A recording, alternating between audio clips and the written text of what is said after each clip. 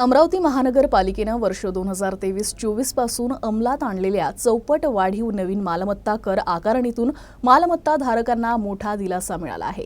आता मालमत्ता कर केवळ 1.5 पटीनं भरावा लागणार आहे। या संदर्भात राज्याचे उपमुख्यमंत्री आणि अर्थमंत्री अजित पवार यांच्या निर्देशानंतर मनपातर्फे नव्या कर मूल्यांकनाच्या कायदेशीर बाबी तपासून सुधारित अहवाल समितीतर्फे सादर करण्यात आला।